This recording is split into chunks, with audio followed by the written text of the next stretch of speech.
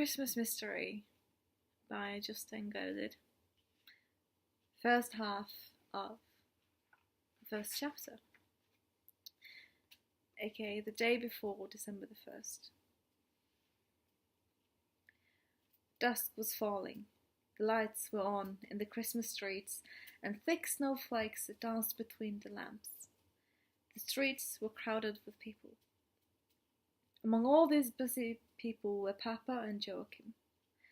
They had gone into town to buy an advent calendar, and it was their last chance because tomorrow would be December the 1st. They were sold out at the newsstand and in the big bookstore in the market square.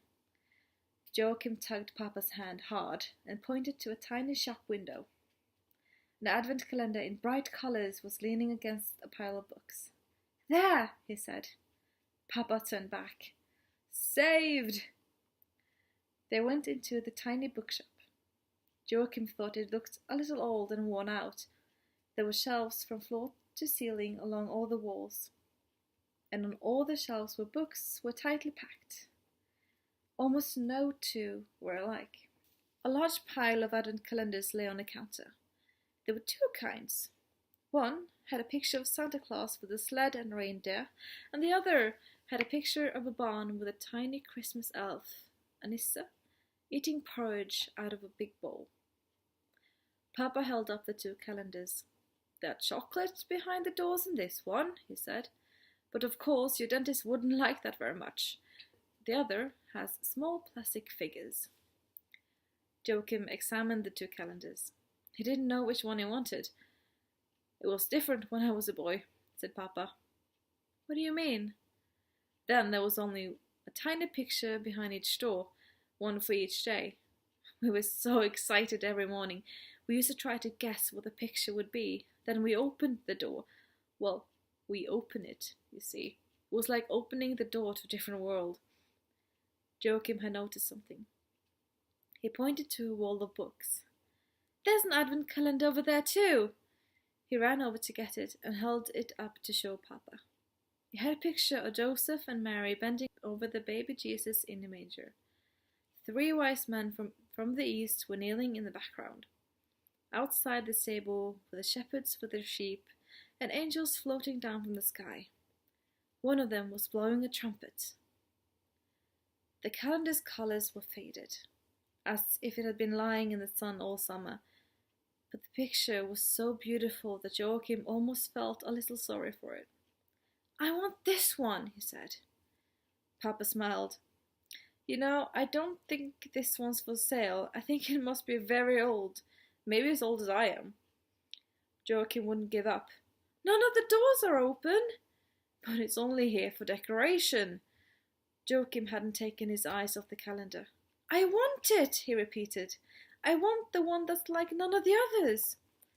The bookseller, an older man with white hair, came over. He looked surprised when he saw the advent calendar. "Beautiful!" he exclaimed. "And Janine, yes, original. It almost looks homemade." "He wants to buy it," said Papa, gesturing towards Joachim. "I'm trying to explain that it's not for sale." The white-haired man raised his eyebrows. "Did you find it here? I haven't seen one like that for many, many years." "It was in front of all the books," said Joachim, pointing. The bookseller nodded. "Oh, old John must be up to his tricks again." Papa stared. "John?" "Yes, he's a strange character. He sells roses in the market. Sometimes he comes in and asks for a glass of water. In summer when it's hot, he'll pour the last drops over his head before he goes out again. He's poured a few drops over me a couple of times too, to thank me for the water. He sometimes leaves 1 or 2 roses on the counter, or he'll put an old book in the bookshelf. Once he put a photography of a young woman in the window. It was from a country far away. Maybe that's where he comes from himself. 'Elizabeth,' he said on the photo. "And now he's left an advent calendar?" Papa asked. "Yes, apparently." "There's something written on it," said Joachim. He read out loud, "Magic Advent Calendar. Price 75 öre." The bookseller nodded. "In that case, it must be very old." "May I buy it for 75 öre, asked Joachim. The man laughed.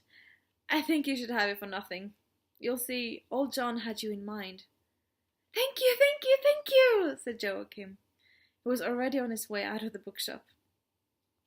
Papa shook the bookseller's hand and followed Joachim out to the sidewalk. Joachim hugged the calendar tight. I'll open the first door tomorrow, he said.